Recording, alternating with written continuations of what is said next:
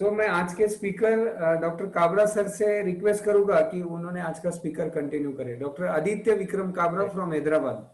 जय श्री कृष्ण सभी को। पहले सबको from the depth of my heart बहुत बहुत आभार कि मुझे ये अवसर दिया गया है कि मैं कुछ शेयर कर पाऊँ मेरा एक्सपीरियंस कोरोना के बारे में।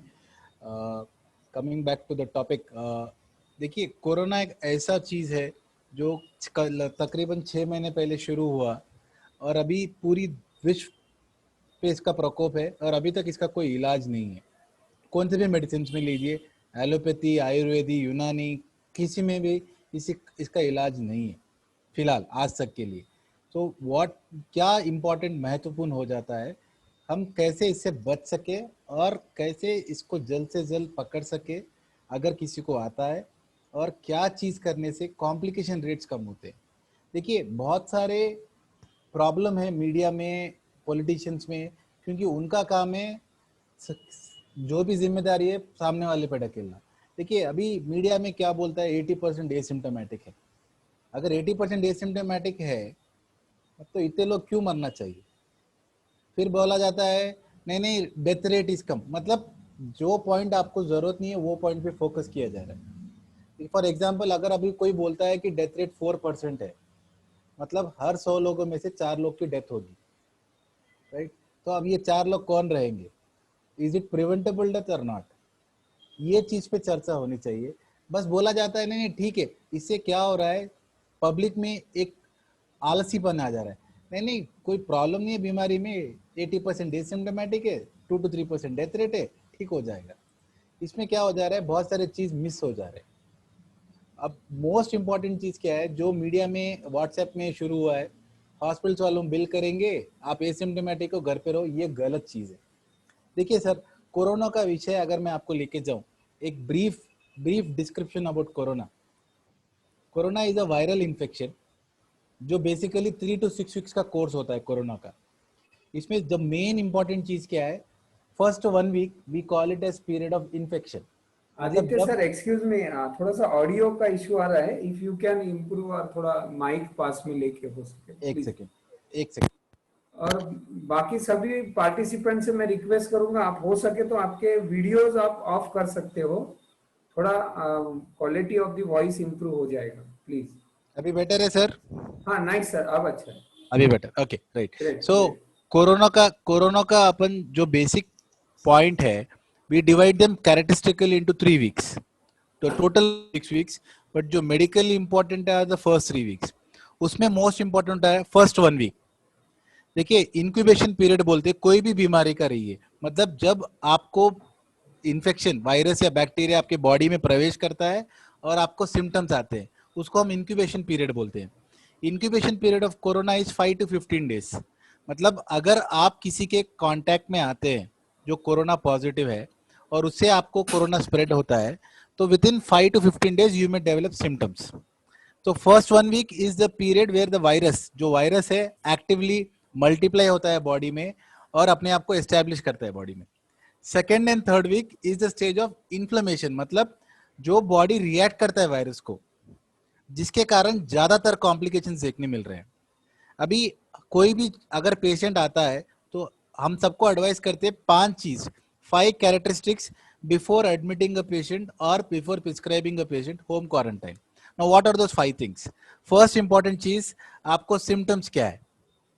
चलिए देखिए, अगर आप एक कांटेक्ट में आते, फीवर है, कमजोरी है, मायालजिया जिसे बोलते हैं, मतलब मांसपेशी में खिंचाव आना, ज्यादा हद से ज्यादा कमजोरी रहना, खांसी आना, ये आपके सिम्टम्स हो गए। That means you are a probable case of corona.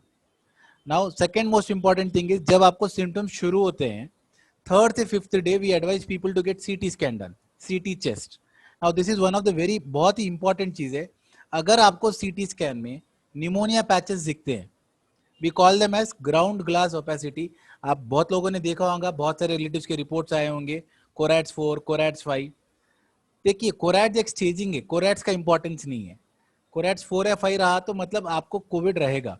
What is more important is, her CT scan में सीटी सिवियरिटी स्कोर देता है। सीटी सिवियरिटी स्कोर यूजुअली थोड़े रेडियोलॉजिस्ट 25 पे देते हैं, थोड़े रेडियोलॉजिस्ट 40 में देते हैं। मतलब टोटल स्कोर 25 रहेगा या 40 रहेगा। अगर आपका लंग 50% से ज्यादा डैमेज है, you need admission whether you are symptomatic और नॉट। अगर आपके लंग्स में न्यूमोनिया दिख रहा है, ग्राउंड ग्लास ओपेसिटी, कोरैट्स 4 है, 5 है, आपका पीसीआर टेस्ट क्या रहेगा छोड़ दीजिए, you need to get for the antiviral drug, क्योंकि 10 दिन के बाद में वायरस रेप्लिकेट नहीं होता बॉडी में। देखिए ये चीज एक सुनामी जैसा है, ये आएगा 1 घंटे के लिए, लेकिन जो आफ्टर इफेक्ट्स होंगे उससे कॉम्प्लिकेशन हो रहे हैं। तो अगर 10 दिन के अंदर अपन किसी को रेमडेसिविर देते हैं तो वायरल की जो लोड है, संख्या है बॉडी में, वो कम होगी। अगर वायरल का लोड कम होगा तो जो बाद में वायरस से कॉम्प्लिकेशंस आना है वो कम होंगे। देखिए कोरोना में डेथ जो भी पेशेंट को हुआ है वो है 2nd एंड 3rd वीक में हुआ है, किसी को भी 1st day, 2nd day, 5th day में डेथ नहीं हुआ है। आप पूरे स्टैटिस्टिक्स लीजिए, पूरे विश्व भर में लीजिए, जिससे भी कोरोना रिलेटेड डेथ्स हुए हैं, that has been maximum deaths have been in the 2nd and 3rd week. मतलब जब नंबर ऑफ वायरस रेप्लिकेशन ज्यादा होता है और बॉडी रिएक्ट होना शुरू होता है, तब पेशेंट्स को खून घट हो जाना, ऑक्सीजन की कमी आना, लंग डैमेज हो जाना, ये सब देखने मिला है। तो फर्स्ट थिंग हो गया सिम्टम्स, सेकेंड चीज हो गया सीटी स्कैन, थर्ड चीज हो गया मोस्ट इंपॉर्टेंट ऑक्सीजन कितना है। सबके घर में पल्स ऑक्सीमीटर लगा रहे हैं, अगर आपका ऑक्सीजन कम है, we call it as medically hypoxia. देखिए नॉर्मली अगर कोविड के पहले हम किसी का ऑक्सीजन कम होता था, नॉर्मली पल्स ऑक्सीमीटर पे 2 रीडिंग आते हैं, एसपीओ2 बोल के एक बोलते हैं, पल्स रेट बोल के एक, पीआर बोल के एक रहता है। SpO2 is your oxygen level and pulse rate is your heart rate. आपका जो एसपीओ2 लेवल होना है वो कम से कम 92 के ऊपर होना है बैठे जब, और कम से कम 6 मिनट चलने के बाद भी वो 92 के नीचे नहीं आना चाहिए। कोविड के पहले अगर आप देखेंगे किसी का भी ऑक्सीजन अगर 90 के नीचे आता था, पेशेंट को बहुत तकलीफ होती थी सांस लेने में, बात करने में, पेशेंट शायद पूरा होश में ना रहे। लेकिन कोविड की एक खूबी क्या है, इसमें पेशेंट का ऑक्सीजन 70 तक भी गिरे बाद में भी पेशेंट पूरा होश में रह रहा है। मतलब ये जो मीडिया का भ्रम है पॉलिटिशियंस का, एसिम्प्टोमेटिक, वो हावी हो जा रहा है। इसमें प्रॉब्लम क्या हो रहा है, आपको ऑक्सीजन कम है बट आपको समझ में नहीं आ रहा है, इसीलिए मेडिकली इसको एक टर्म दिया गया है, हैप्पी हाइपोक्सिया। मतलब पेशेंट का ऑक्सीजन की मात्रा कम होने के बाद में भी पेशेंट को यह एहसास नहीं होता कि उसका ऑक्सीजन कम हो रहा है, क्योंकि ये बीमारी की खूबी है। इसी के कारण इसका पकड़ में आना स्टार्टिंग में बहुत मुश्किल हुआ, क्योंकि पेशेंट बोलता है मैं ठीक हूँ, मुझे कोई प्रॉब्लम नहीं है, लेकिन जब आप सीटी स्कैन देते हो, ऑक्सीजन लेवल देखते हो, तो काफी बीमार रहता है पेशेंट। इसके कारण पेशेंट मेडिकली अप्रोच होने में डिले होने के कारण number of deaths were higher. तो अभी ये चीज मालूम पड़ने के बाद में अगर किसी को भी सीटी स्कैन में निमोनिया पैच आता है 3 से 5 दिन के अंदर, 3rd से 5th डे आपको निमोनिया डेवलप होगा, 1st डे नहीं आएगा। तो आता है तो immediately you have to start him on remdesivir. 10 दिन के बाद में रेमडेसिविर का कोई रोल नहीं है। 10 दिन होने के बाद में आप दो मत दो, कोई फर्क नहीं करने वाला। प्लाज्मा का भी जो रोल है, जो अभी चल रहा है, बहुत सारे कॉन्ट्रोवर्सीज है प्लाज्मा में भी, लेकिन अभी जो लेटेस्ट स्टडीज है ऑल ओवर द ग्लोब, 10 दिन के अंदर अगर आप रेमडेसिविर प्लाज्मा देते हैं तो कुछ ना कुछ मदद होगी जरूर। 10 दिन के बाद देते हैं तो कोई मदद नहीं होगी। So that is the third most important symptom जो मैंने बोला कि आपका ऑक्सीजन कम है कि नहीं है। Fourth most important thing again is आपका एज क्या है। 10 साल के नीचे के बच्चे में, बिकॉज थाइमस ग्लैंड रहता है उनको, ये देखा गया कि ये बच्चों में ज्यादा सीरियस नहीं हो रहा है। 10 ईयर्स के नीचे के बच्चों में इसका कोई सीरियसनेस नहीं दिखे गया। सिंपल बुखार जैसे आता है, वायरल फीवर जैसे 1-2 दिन रहता है और चला जा रहा है। 10 साल के नीचे के बच्चों में ये ज्यादा सीवियर नहीं है। इनफैक्ट पहले बोला गया था कि बच्चों में और बुजुर्गों में ये काफी सीरियस रहेगा, बट अभी का जो स्टडीज आ रहा है 30 से 60 साल की उम्र के लोगों में ये ज्यादा सीवियर हो रहा है, और death rates are actually higher. Young लोगों में डेथ रेट्स हायर है, क्योंकि यंग लोगों में एक चीज क्या है, ज्यादा अवेयरनेस नहीं है, और वो बोलते हैं कि हम बर्दाश्त कर पाएंगे, हमें कोई सिम्टम्स नहीं है। सो मेडिकल अप्रोच होने में टाइम लग रहा है, और सबको एक रहता है कि कुछ भी हो जाए मुझे तो कोरोना नहीं है। ये एक चीज से हमें दूर हटना चाहिए। अगर आपको सिम्टम्स है, प्लीज आपके जो भी नजदीकी रजिस्टर्ड डॉक्टर है उनके पास जाइए, स्क्रीन कीजिए। स्क्रीन करने में कोई हर्ज नहीं है। अगर कुछ भी रहता है, अर्ली डिसीज पकड़ा जाता है, अगर हम तीसरे दिन में बीमारी पकड़ रहे हैं, the recovery rate are more than 98%, and the percentage of hospital stay is 5 days only on an average. So ये 4 इंपॉर्टेंट चीजें, जिसको भी डायबिटीज या बीपी या डायलिसिस पेशेंट है या बाकी अन्य बीमारी है जिससे उनका इम्यूनिटी कम है, उनको आने का खतरा ज्यादा है, right. So and last most important thing is lab parameters. थोड़े लैब पैरामीटर्स देखते हैं जिसे हम ब्लड पिक्चर बोलते हैं, फेरिटिन, डी डाइमर लेवल, जिससे अपने सिवियरिटी की एक तुलना महसूस होती है. अगर ये लैब पैरामीटर्स भी ज्यादा है फिर भी आप एसिम्टोमेटिक हो, यू स्टिल रिक्वायर ट्रीटमेंट. तो जो भी पेशेंट आता है इर्रेस्पेक्टिव ऑफ द एज, ये 5 क्राइटेरिया में हम पेशेंट को देखते हैं. अगर कोई भी 2 क्राइटेरिया नेगेटिव है, मतलब ऑक्सीजन कम हो जा रहा है या लैब पैरामीटर्स ज्यादा है या निमोनिया का सीवियरिटी ज्यादा है, पेशेंट का कोमॉर्बिडिटीज ज्यादा है, अगर कोई भी 2 चीज नेगेटिव में आते हैं उसको एडमिट करना जरूरी है. ये एक चीज बहुत क्लैरिटी है, क्योंकि जितना जल्दी एडमिट करके रेमडेसिविर और स्टीरॉयड का डोज जाएगा उतना रिकवरी ज्यादा रहेगा and patient can come back to normal. ये 5 चीज बहुत जरूरी है. Now coming to the most important point, बहुत सारे लोग बोलते हैं कि सर हमारा पीसीआर टेस्ट नेगेटिव है. देखिए, पीसीआर टेस्ट या रैपिड एंटीजन टेस्ट का पॉजिटिव रेट इज 70%. मतलब in the best of best facilities आप पूरा प्रोसीजर बरोबर करोगे, फिर भी 100 लोगों को अगर टेस्ट करोगे तो 70 को पकड़ पाओगे. नाउ पीसीआर का और एक प्रॉब्लम क्या है, एक छोटी सी काड़ी जैसे रहता है जो आपके नाक में डालते हैं, नाक में पीछे तक जाना है, उसका डिस्टेंस मेजर करते हैं हम, यहाँ से यहाँ तक इतना डिस्टेंस जाना चाहिए. उतना डिस्टेंस जाने के बाद 6 से 10 सेकेंड तक स्वैब को अंदर रखना है. और जब आप स्वैब लेते हो तब आपको खून नहीं आना चाहिए. अगर खून आ गया मतलब वो स्वैब करेक्ट नहीं है. और अगर आपने स्वैब लेने के पहले नाक साफ किया है, so there is a possibility कि आपका स्वैब नेगेटिव आएगा. अगर ये सब बराबर करते हैं तो 70% है. और जो आदमी लेके जा रहा है वो कौन सा वायरस ट्रांसपोर्ट मीडियम में बराबर लेके जा रहा है, क्योंकि ये जो भी ट्रांसपोर्ट होता है 2 से 8 डिग्री के अंदर ट्रांसपोर्ट होना चाहिए. अगर तापमान गया तो वायरस मर जाएगा. वायरस मर जाएगा तो आपका रिपोर्ट नेगेटिव आएगा बट एक्चुअली आपका पॉजिटिव है. सो पीसीआर का टेस्ट अगर ये सब मिला है, human factors, the machine factor और पेशेंट फैक्टर मिलाता है, तो 50% पे आ रहा है. मतलब हर 2 आदमी में से 1 आदमी का मिस होगा. तो ये भ्रम में मत रहिए कि आपका पीसीआर नेगेटिव है तो आपको कोविड नहीं है. सीटी स्कैन में अगर आपको निमोनिया है, you are Covid positive, forget about it. इसमें कोई डिस्कशन नहीं है. देखिए, ये जो पीसीआर पॉजिटिव नेगेटिव है ये गवर्नमेंट के लिए, ये गवर्नमेंट के आंकड़े, उनको सिर्फ आंकड़ों से मतलब है, उनको आदमियों से मतलब नहीं है. तो अगर आपका सीटी स्कैन, आपको सिम्टम्स है, 3rd से 5th डे बाजू कहीं पे भी जाइए, सीटी स्कैन कराइए. अगर सीटी स्कैन इमीडिएट रिपोर्ट मिलता है, वीडियो मिलता है, अगर सीटी में आपको पैचेस है, that means you are Covid positive. Isolate yourself, start on remdesivir with the help of any physician और anyone beside you. So that is regarding the PCR test.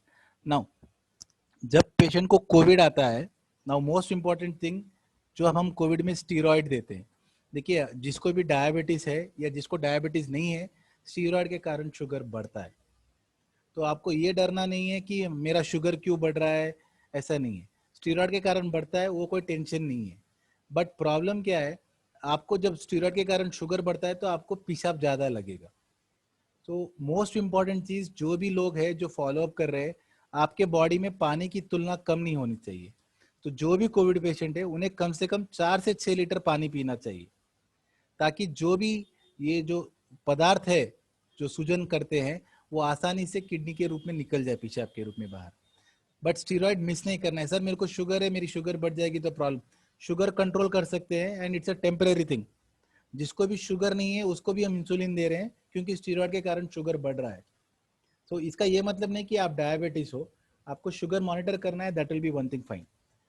जो सेकंड मोस्ट इंपॉर्टेंट थिंग है, बहुत सारे लोगों को देखा है मैंने कि ड्राई फ्रूट्स खाते हैं. देखिए, एक बहुत सी सिंपल सा चीज है, अपन जब भी कोई आहार खाते हैं, जो भी आहार अपन लेते हैं, दाल चावल रोटी सब्जी, we divide them into calories. Is it a normal calorie food? मतलब एक आदमी का we divide them into a hard working labor और a middle working labor और a low class, मतलब जो कम काम करता है, उस हिसाब से कैलोरीज डिवाइड होते हैं. आप जब ड्राई फ्रूट्स खाते हो, कोई भी खाना खाते हो, जब अपन जो भी खाना खाते हैं, जब डाइजेशन होता है, बॉडी ऑक्सीजन लेता है और कार्बन डाइऑक्साइड बाहर छोड़ता है. देखिए, आप जब भी हाई कैलोरी फूड खाओगे, जैसे काजू किशमिश बादाम, ये सब हाई कैलोरी फूड है. मतलब आप जितना ज्यादा खाओगे उतना बॉडी में कार्बन डाइऑक्साइड की मात्रा बढ़ेगी, क्योंकि के लिए कार्बन डाइऑक्साइड प्रोड्यूस होगा वो. और कार्बन डाइऑक्साइड कहाँ से निकलता है? आपके फेफड़ों से निकलता है, उसका कोई और दूसरा मार्ग नहीं है. तो अगर आपके ऑलरेडी फेफड़े डैमेज है और आप और ड्राई फ्रूट्स खाओगे, मतलब आपके लंग्स पे और प्रेशर बन रहा है। तो ड्राई फ्रूट्स अवॉइड करना है, नॉर्मल खाना खाना है, फ्रूट्स खा सकते हैं, पानी ज़्यादा पीना है, इसमें और कोई मंत्र नहीं है। ड्राई फ्रूट्स खाएंगे तो जल्दी ठीक हो गए, actually you are worsening your situation. That is one thing regarding the dry fruits. And the most important thing इसके बाद में क्या होता है, एक स्पायरोमेट्री बोल के एक बॉल देते हैं सब पेशेंट्स को, जिससे लंग एक्सरसाइज करना रहता है। Now what is the importance of lung exercise? देखिए, कोविड का जो मेन कॉम्प्लिकेशन है बॉडी में ऑक्सीजन कम होने से होता है और सूजन के कारण होता है। सूजन के लिए दवाई, नॉर्मल आहार, पानी, दवाइयाँ विल टेक केयर। जो ऑक्सीजन कम होता है उसे कैसे बढ़ाए? Now most important thing is, बहुत सारे लोग एक्सरसाइज दिखाते हैं, exercise is most important, breathing exercise. कैसा ब्रीथिंग एक्सरसाइज करें? मैं किसी की निंदा नहीं करना चाहता, बट बहुत सारे लोगों को देखा है मैंने, ये एक्सरसाइज गलत है, इससे कुछ नहीं होने वाला, आपको ऑक्सीजन और गिरने वाला। देखिए, आपके फेफड़े एक गुब्बारे के जैसे होते हैं, आप उसको जितना फुलाओगे उतना अच्छा। अगर एक बार सिकुड़ गए, उसे हम फाइब्रोसिस कहते हैं। एक बार आपके फेफड़े सिकुड़ गए, जिसे फाइब्रोसिस कहते हैं, उसका कोई इलाज नहीं है, कोई से भी हॉस्पिटल में इलाज नहीं है। या तो आपको जिंदगी भर ऑक्सीजन पे रहना पड़ेगा, या तो फिर आपको लंग ट्रांसप्लांट करना पड़ेगा ना। वो कैसे, इससे कैसे बचे? तो जब भी आप बैठे हो, आपको कोविड पॉजिटिव आया या निमोनिया है, कोविड नेगेटिव है, आपको डीप ब्रीदिंग एक्सरसाइज करना है। कैसे करें? अगर कोई भी इंसान 40 या 45 साल से ऊपर की उम्र में है, दो चीज में डिवाइड करते हैं, 45 एंड प्लस, 45 एंड लेस। अगर आपको क्या करना है, लंबी सांस लेना है, लंबी सांस लेने के बाद में सांस को रोक के रखना है। देखिए, ये अगर आप 45 या 50 ईयर से ऊपर हो एज, तो आपको कम से कम 5 सेकेंड रोक के रखना है। आप लंबी सांस लोगे और 5 सेकेंड के लिए कम से कम सांस रोक के रखोगे, and then you will slowly breathe out. ऐसा आपको हर मिनट में 10 बार करना है, हर घंटे में 10 मिनट करना है। ये आप कहीं पे भी कर सकते हैं, सोफे पे बैठ के कर सकते हैं, पलंग पे बैठ के कर सकते हैं, कुर्सी पे बैठ के कर सकते हैं, बाथरूम में बैठ के भी कर सकते हैं। आपको ये एक्सरसाइज, अगर आपकी उम्र 45 के नीचे है, तो आपको कम से कम 10 सेकंड के लिए होल्ड करना है। अगर आप 10 सेकंड के लिए होल्ड नहीं कर पा रहे, मतलब अभी भी आपका लंग्स तैयार नहीं हुआ है, इन्फेक्शन काफी है अभी भी, you will have to do more exercises. हम क्या करते हैं, एक ट्रिपलेट बोल के बोला है हमने, हम एक कॉम्बिनेशन बनाते हैं पेशेंट को। स्पायरोमेट्री जो अभी आपको ब्रीदिंग एक्सरसाइज दिखाया है, हॉस्पिटल में क्या करते हैं, एक बॉल देते हैं, बॉल में फूको बोलते हैं, और बॉल को ऊपर रखने के लिए बोलते हैं, जिसको ब्रीदिंग एक्सरसाइज बोलते हैं। घर पे आप ऐसे कर सकते हैं। So one thing is spirometer, second thing is उल्टा सोना। जब आप उल्टा सोते हो पेट के बल पे, तो आपके जो भी लंग के सेक्रीशंस है वो हलते हैं। देखिए, निमोनिया, लंग का इन्फेक्शन को निमोनिया कहते हैं। और ये बाहर कैसे निकलेगा? जैसे जैसे आप दवाई लोगे, जैसे जैसे आप ब्रीदिंग एक्सरसाइज करोगे, आपकी खांसी बढ़ेगी। ये एक अच्छा प्रतीक है। देखिए, खांसी एक प्रोटेक्टिव रिफ्लेक्स है, मतलब जब भी आपके शरीर में कुछ कचरा जमा होता है, उसे बाहर निकालने के लिए आप खांसते हैं। तो आपको खांसी आ रही है, आप जाके मेडिकल शॉप में बोलोगे खांसी रोकने की दवाई दो, आप गलत कर रहे हो, आप अपने आप के लिए जहर ले रहे हो। आपको खांसी और ज्यादा करनी है, जिसके कारण व्हाट वी डू, हम आपको बोलते हैं ब्रीदिंग एक्सरसाइज करो, उल्टा सोइए जितना हो सके, हर 2 घंटे को पोजीशन चेंज कीजिए, और स्टीम लीजिए। स्टीम लेने से, ब्रीदिंग एक्सरसाइज से क्या होता है, आपका जो भी बलगम है वो पतला होता है। जो जब पतला होता है, थोड़ी बहुत खांसी में पूरा बलगम निकलता है। अगर वो पतला नहीं होगा तो आपको ज्यादा खांसना पड़ेगा, ज्यादा खांसेंगे तो ज्यादा मांसपेशी खींचेंगे, आप और कमजोर होंगे। और मोस्ट इंपॉर्टेंट क्या है, अगर वो पतला नहीं होगा तो बाहर नहीं निकलेगा, और जब तक वो बाहर नहीं निकलेगा आपका निमोनिया कम नहीं होगा। निमोनिया कम होने का दूसरा कोई मार्ग नहीं है। ऐसा नहीं है कि कोई मशीन बनाए और फेफड़े के अंदर गए पूरा कचरा निकाल दिए। मशीन भी एक लेवल तक जा सकता, उसके नीचे नहीं जा सकता। ये आदमी को खुद को निकालना है। तो जो भी रिकवर होते हैं 6 हफ्ते तक करना ही है। सर मुझे 2 हफ्ते हो गए, मैं क्वारंटाइन खत्म हो गया, अब नहीं करना, ये गलत है। आपको सूजन 6 हफ्ते तक रहेगा। इसलिए हम क्या करते हैं, पेशेंट को 3rd डे या 5th डे सीटी स्कैन करते हैं, उसके 2 हफ्ते के बाद सीटी स्कैन करते हैं, फिर 6 हफ्ते के बाद सीटी स्कैन करते हैं, ताकि लंग पूरा रिकवर हुआ कि नहीं हुआ। प्रॉब्लम क्या होगा, अगर आप ये नहीं करेंगे तो आपका लंग फाइब्रोसिस में जाता है। उसके कारण क्या होगा, आप नॉर्मल रहोगे बैठे रहे जब, बट जब भी आप कुछ एक्सरसाइज करोगे, चलोगे, तो आपको सांस लेने में तकलीफ होगी, फिर आप जिंदगी भर ऑक्सीजन पे रहोगे और आपका क्वालिटी ऑफ लाइफ कम होगा। So breathing exercises, steam inhalation और उल्टा सोना, ये 3 मोस्ट इंपॉर्टेंट थिंग्स है। और एक इंपॉर्टेंट चीज यहाँ पे जो मैं बताना चाहूंगा, बहुत सारे पेशेंट है कि जो बुजुर्ग है, ज्यादा सीवियर है, उनको ऑक्सीजन पे घर भिजाते हैं, ऑक्सीजन कॉन्सेंट्रेटर यूज करते हैं। देखिए सर, 2 तरह के मास्क आते हैं। एक होता है नॉर्मल फेस मास्क जो पूरा मुंह और नाक ढकता है, एक होता है नेसल प्रॉन्ग्स, मतलब सिर्फ नाक में लगता है। जो भी ऑक्सीजन पे है उनसे रिक्वेस्ट है कि आप खाना खाए, जब एक्सरसाइज करें, जब ऑक्सीजन नहीं निकालना है। इनफैक्ट आप जब भी खाना खाओगे या एक्सरसाइज करोगे, आपके बॉडी का ऑक्सीजन रिक्वायरमेंट और बढ़ेगा। और जब भी आपका बॉडी का ऑक्सीजन रिक्वायरमेंट बढ़ता है और आप ऑक्सीजन निकालोगे तो आपकी ऑक्सीजन की मात्रा कम हो जाएगी। तो नेसल प्रांग्स बोल के एक आता है जिससे आप आराम से खा भी सकते हैं और ऑक्सीजन भी जाएगा। और जब भी आप ब्रीथिंग एक्सरसाइज करो, जैसे मैंने बताया स्पायरोमीटर, तो अगर मास्क रहेगा तो नहीं कर पाओगे। नेसल प्रांग्स बोल के आता है जो नाक में लगाते हैं और ऑक्सीजन चलता रहता है। तो जब भी आप ब्रीथिंग एक्सरसाइज कर रहे हो और आपका बॉर्डर लाइन ऑक्सीजन है 90, 91, 92 है, ऑक्सीजन लगा के ब्रीथिंग एक्सरसाइज कीजिए, ताकि बॉडी में ऑक्सीजन की कॉन्सेंट्रेशन बढ़ेगा और आपको थकावट भी महसूस नहीं होगी।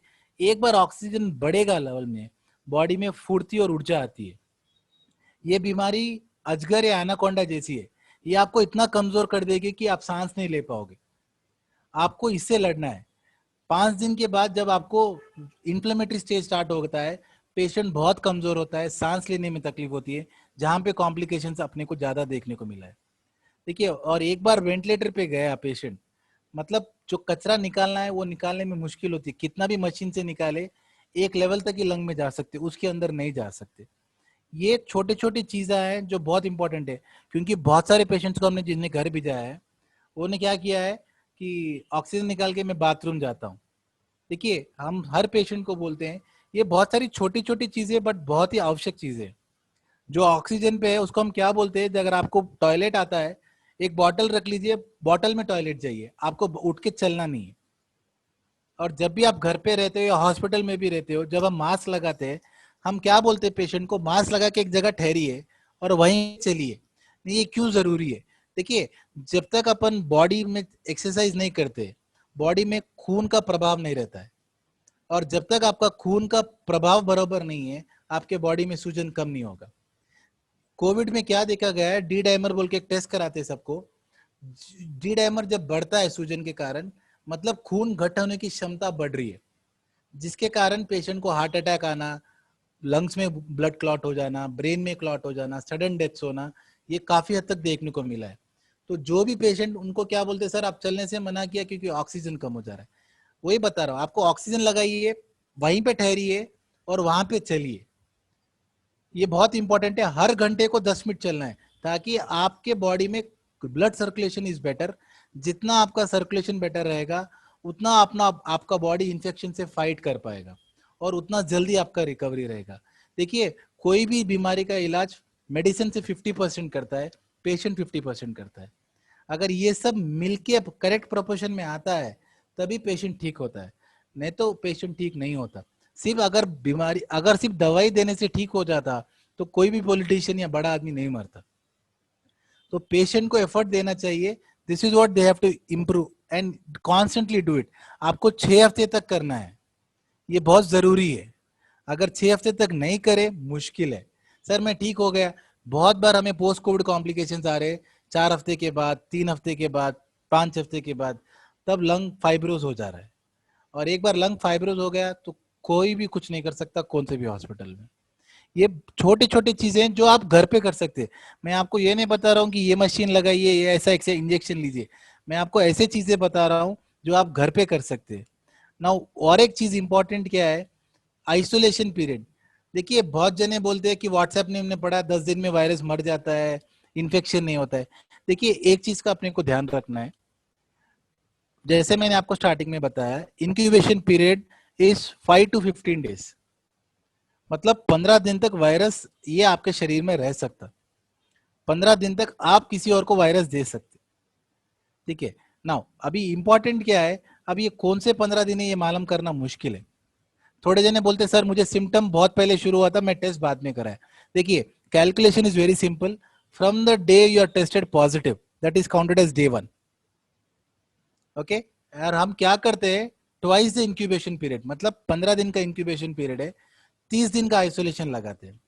मतलब जिस दिन आप पॉजिटिव आते, समझो आप 1 तारीख को, 1 अगस्त को आप पॉजिटिव आए, तो 1 अगस्त से 21 अगस्त 3 हफ्ते तक आपको रूम आइसोलेशन में रहना है। मतलब एक ही रूम में रहना है, आपको बाहर नहीं आना है। और जो 4th वीक है, आप घर में कहीं पे भी आ सकते, लोगों से मिल सकते। So total period of isolation 3 weeks of room isolation, 1 week of home isolation. 1 महीने के बाद आप बाहर आ सकते, क्योंकि क्या देखा गया, ट्वाइस द इंक्यूबेशन पीरियड जब किसी को आइसोलेट करते हैं तो बीमारी नहीं फैल रही है। देखिए बहुत सी सरल चीज है और बहुत ही इंपॉर्टेंट चीज है। ये एक ऐसी बीमारी है, अगर मुझे अच्छा रहना है तो मेरे सामने वाले को भी अच्छा रहना है। सिर्फ मैं अच्छा रहने से बीमारी रुकेगी नहीं। अगर किसी को कोविड पॉजिटिव आता है, उसका इलाज करना आधा चीज है, उससे बीमारी किसी और को नहीं फैलना ये आधा चीज है। अगर ये दोनों चीज होंगे तो ही रुकेगा, नहीं तो बहुत मुश्किल है। और जैसे ये बीमारी का इलाज समझदारी से, जो आज के जमाने में किसी के पास नहीं है। हम कितने बार देखते हैं हॉस्पिटल में, सर 2 दिन हो गए हमारे पेशेंट को मिले नहीं सर, हम मिल के आते। देखिए एक चीज का ध्यान रखिए, पीपी पहनने से बीमारी नहीं बचती। पीपी एक जरिया है, but PP is not full proof. अगर मैं आपको स्टैटिस्टिक्स की तरफ लेके जाऊं, नॉर्मल पॉपुलेशन में death rate is 3 to 4%। Normal population में death rate is 3 to 4%, but in medical health the death rate is 18 to 20%। 18 to 20%। So ये जिद मत करिए कि सर 2 दिन से मेरे वाले को मिला नहीं, वो परेशान हो रहा है, घबरा रहा है। देखिए ये चीज में कोई मतलब नहीं है। हमें बीमारी को रोकना है, बीमारी फैलती जा रही है। आगे 1 साल तक वैक्सीन आने की कोई आसार नहीं दिख रहे हैं। बहुत सारे चीज चल रहे हैं, but there is no confirm reports, और आगे 1 साल तक वैक्सीन नहीं आएगा। आपको बहुत ही इंपॉर्टेंट है कि आपको बीमारी दूसरों से फैले से रोकना है, इसलिए जागरूक बनिए। जिसको भी होता है, डरने की चीज नहीं है, ट्रीटमेंट है अगर आप सही टाइम पे आते हैं तो बहुत ही इंपॉर्टेंट है कि अगर मुझे जिंदा रहना है तो मेरा सामने वाला भी जिंदा रहना है और स्वस्थ रहना है। जब तक ये इच्छा आदमी में नहीं जागेगी, ये बीमारी का हल नहीं है। अब जो आता है बहुत इंपॉर्टेंट है, बहुत सारे लोग मास्क पहन रहे हैं। देखिए कोई भी जनरल पब्लिक को N95 मास्क पहनने की जरूरत नहीं है। आप नॉर्मल मास्क, रुमाल, कपड़ा पहन सकते। अगर आप कोई भी रुमाल पहन रहे हो, रोज उसे साफ कीजिए, नॉर्मल पानी से धो दीजिए सर्फ से, दैट इज गुड। बहुत इंपॉर्टेंट है। घर में भी जब बैठते हैं, नहीं नहीं सर मेरा 10 दिन हो गए कोरोना, बैठेंगे आप अपने परिवार वालों को फैला रहे हैं। एक चीज, जितना हो सके घर पे भी बात करें, जब फोन पे वीडियो कॉल कीजिए, वाईफाई सबके घर में है, इंटरनेट अनलिमिटेड है, कोई बाजू आके रिस्क लेने में समझदारी नहीं है ना। बहुत सा इंपॉर्टेंट चीज है, घर पे हम क्या करें। आपको सैनिटाइजर की भी जरूरत नहीं है घर पे। Sanitiser is not recommended for home, I repeat. घर पे सैनिटाइजर यूज करना नहीं चाहिए। Sanitiser is an inflammable product. अगर आप सैनिटाइजर यूज करते हो और कहीं भी आग के पास जाते हो, उससे आग का खतरा है। जो भी साबुन जो झाग देता है, चाहे वो कपड़े की साबुन रहो या कोई भी नॉर्मल साबुन रहो, it is sufficient to protect you from corona. Important क्या है, आप जब भी साबुन से हाथ धोते हो, कम से कम 20 सेकंड आपको हाथ धोना है। Contact time is important. देखिए कोई भी केमिकल का असर आने में एक कॉन्टैक्ट टाइम बोलते हैं। बहुत सारे लोग क्या करते हैं, हाथ पे सैनिटाइजर मार देते हैं, सर हो गया, नहीं होता उससे। आपको कम से कम 20 सेकंड बरोबर हाथ धोना है। अगर 20 सेकंड आप हर 2 घंटे को, 3 घंटे को घर पे बैठे से हो और आप 20 सेकंड हाथ धोते हो साबुन से, कोई भी हैंड वॉश से, that is the most simplest and the most effective measure in controlling the spread of corona. आदमी को चाहिए, जब भी अपन बैठते हैं तो बहुत बार अपने मुंह को, नाक को हाथ लगाते हैं, ये सबकॉन्शियसली सब करते हैं। आपको ये चीज ध्यान में रख के अवॉइड करना है, ठीक है। एक पतीले में खाने से, अगर कोई भी कोरोना पेशेंट एक थाली में खाया, वो थाली को कोई भी साफ धो सकते हो, उसमें कोई खतरा नहीं है। पेपर से, थाली से, कपड़ों से कोरोना नहीं फैलता। देखिए ये जब भी फैलता है आपकी थूक से फैलेगा। तो आपको मास्क पहनना है या रुमाल पहनना है, एक चीज। सेकेंड चीज, N95 का जब बोला मैंने, N95 is not required. Now problem क्या है, बहुत सारे लोग क्या कर रहे हैं, they are wearing mask with filters. मतलब जो नॉर्मल मास्क आता है, KN95 मास्क बोलो, कुछ भी बोलो, फिल्टर के कारण, ये आप नहीं पहनना है। देखिए अगर आप फिल्टर के साथ मास्क पहनते हो तो बाहर से जो हवा आती है आपको नहीं आएगी, करेक्ट है। बट अगर आप कोरोना पॉजिटिव हो तो जब भी आप सांस छोड़ते हो ये मास्क से, ये जो वाल्व होता है उससे वो हवा बाहर आती है, तो इससे रूम कंटेमिनेट होता है और दूसरों को फैलने के चांस रहते हैं, right. So it is very important कि आप जो भी मास्क पहने you should be without valve, that is much more important. और एक मास्क को 10 दिन 15 दिन पहनने की जरूरत नहीं है, आप सिंपल रुमाल पहन सकते हो। आपको सिर्फ कॉफिंग से, सेक्रेशन जो भी एरोजॉल जनरेट हो उससे बचना है। ये सिंपल इफेक्टिव तरीका है। घर पे भी बैठे जब एटलीस्ट मेंटेन अ डिस्टेंस, देखिए at least a distance of 3 metres और 6 फीट इज एडवाइजेबल। घर पे भी जब आप बैठते हो बेटर है कि आप थोड़ा थोड़ा दूर बैठे, जब भी बात कर रहे हो थोड़ा दूर रहे। ये बहुत सी आवश्यक चीजें है जिससे हो सकता है। सो प्रॉब्लम इज ये सिंपल, इतनी सिंपल चीजें हैं कि आदमी को लगता है इससे कोरोना ठीक होगा क्या। ये अपनी बेवकूफी है। मतलब जो भी मुफ्त में मिल रहा है उससे कुछ नहीं होता, जो एक्सपेंसिव मिलेगा टॉकलिज्मैब बोल के इंजेक्शन है, महाराष्ट्र में रहने दो, हैदराबाद में रहने दो, पूरी दुनिया में रहने दो, खासकर इंडिया में जो इंजेक्शन का प्राइस है 41,000, जो ब्लैक में मिल रहा है 1 लाख रुपए में, बहुत जने खरीदे होंगे, उस पर ज्यादा ध्यान दे रहे हैं। बट जिस चीज पे ध्यान दे रहे हैं उस पर ध्यान नहीं दे रहे। देखिए ये बीमारी एक जागरूकता के लिए है, अगर थोड़ा समझदारी करते तो बीमारी नहीं फैलती। और जैसे मैंने बताया PP is not full proof. अगर आप, हम जब नॉर्मल हमारा कॉन्फ्रेंस होता है, when we all critical care specialist बैठते हैं, वी ड्रॉ पिरामिड, मतलब एक अगर पिरामिड में उतारता हूँ फॉर मैनेजमेंट ऑफ कोविड, अगर आप देखेंगे जो सबसे स्ट्रॉन्गेस्ट बेस है that will be for administration and policy control. मतलब ये सब चीजें अपन सबको फॉलो करना है, इसके लिए कोई सरकार को रूल लाने की जरूरत नहीं है। अरे यहाँ कहाँ फैलेगा कोरोना, मेरे पास तो है नहीं, अपने पास नहीं फैलेगा, ये नासमझदारी से बाहर निकलना है। जब भी आप बाहर फ्रूट्स लाने जाते हो, वेजिटेबल्स लाने जाते हो, उसे लाइए नॉर्मल पानी से धो दीजिए, यू कैन कुक। अच्छा कुक करने से कोरोना नहीं आता है, ठीक है। This is one thing very important.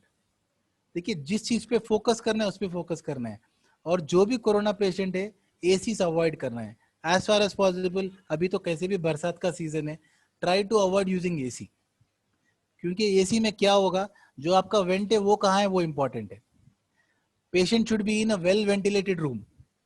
देखिए अगर फर्स्ट फ्लोर पे कोई पेशेंट है कोरोना, इसका ये मतलब नहीं वो खिड़की खोलेगा तो सेकंड फ्लोर पे मुझे आ जाएगा, ऐसा नहीं आता है वो।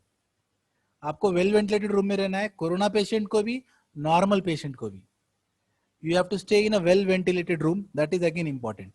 बहुत ज्यादा इंपॉर्टेंट क्या है, लोग बोलते हैं कि सर हम पार्क में जा रहे हैं, हमें वॉकिंग करना है। देखिए जब भी आप कोई एक्सरसाइज करते हो, मास्क पहनने में क्या होता है, आप नॉर्मल बातचीत कर सकते हो, नॉर्मल सांस ले सकते हो। बट जब भी आप कुछ काम कर रहे हो, मतलब भारी काम कर रहे हो, सीढ़ियाँ चढ़ रहे हो, जॉगिंग कर रहे हो, तब आप मास्क नहीं पहनोगे, उसमें आपको ब्रीथिंग डिफिकल्टी होगा and that can create a complication. So जब भी आप वॉकिंग करना चाहते हो, एक्सरसाइज करना चाहते हो, उसमें कोई प्रॉब्लम नहीं है। सीट वीट आपके रूम में कर सकते हो, रूम में ठहर के जॉगिंग कर सकते हो, उसमें अभी पार्क जाने की जरूरत नहीं है। देखिए अभी हालात अच्छे नहीं है, सिर्फ प्रूव करना कि नहीं मैं रेगुलर एक्सरसाइज कर रहा हूँ, इसमें कोई समझदारी नहीं है। आपको एक्सरसाइज करना अच्छी चीज है, आपके छत पे जाके कीजिए, टाइम डिवाइड कर लीजिए, ये 15 मिनट मैं करूंगा, नेक्स्ट 15 मिनट कोई और करेगा। ये छोटी छोटी चीजें जो अपन सब चीज घर पे कर सकते, इससे बहुत इंपॉर्टेंट है। और अगर किसी को भी कोरोना होता है प्लीज उनको निराश मत कीजिए। देखिए कोरोना से बहुत सारी इंपॉर्टेंट चीज क्या है, साइकेट्रिकली डिप्रेस हो रहे हैं। मैं आपको एक चीज अलग बोलता हूँ, as a medical health care हमें क्या होता है, देखिए 3 इंपॉर्टेंट चीजें। जब पेशेंट मरते रहता है आपके सामने और आप कुछ नहीं कर पाते, बहुत लाचार सी फीलिंग आती है, but you still have to continue, क्योंकि एक पेशेंट गया तो दूसरे को तो बचाना है कम से कम। और क्यों हो रहा है, क्योंकि पेशेंट ने थोड़ी बेवकूफ़ी की, नहीं नहीं मुझे बाथरूम जाना था तो मैंने ऑक्सीजन निकाल दिया, मैं बेड पे बाथरूम नहीं जाऊंगा, मुझे उधर ही आता है, मैं रूम में रहूंगा, छोटी सी जिद। सेकेंड इंपॉर्टेंट चीज है, आपको कब कोरोना आएगा।